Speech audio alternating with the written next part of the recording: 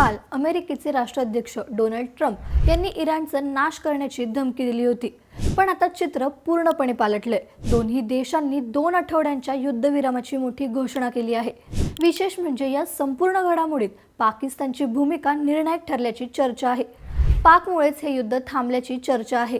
नक्की सत्य काय आहे सांगते, पण त्याआधी थोडक्यातला नक्की फॉलो करा। ट्रम्प यांनी जाहीर केले की इराणने होर्मुझची समुद्रधुनी पुन्हा उघडल्यास अमेरिका आपले सर्व हल्ले थांबवेल। पाकिस्तानचे पंतप्रधान शहबाज शरीफ आणि लष्कर प्रमुख आसिम मुनीर यांच्या मध्यस्थीनंतर हा मोठा निर्णय घेण्यात आला आहे। इराणनेही याला दुजोरा दिला असून 10 एप्रिलपासून इस्लामाबादमध्ये यावर अंतिम चर्चा होणार आहे। इराणच्या मुख्य अटी काय आहेत?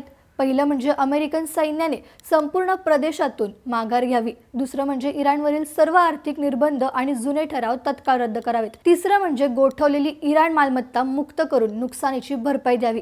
चौथं म्हणजे होर्मुझ समुद्रधुनीवर इराणचे वर्चस्व मान्य करून सुरक्षित वाहतूक प्रोटोकॉल ठरवावा।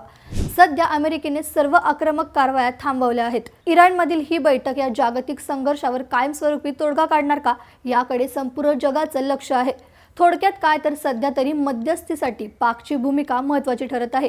याबद्दल तुम्हाला काय वाटतं आम्हाला कमेंट्समध्ये नक्की सांगा आणि अशाच घडामोडींसाठी थोडक्यातला नक्की फॉलो करा। बातमी म्हणजे थोडक्यात।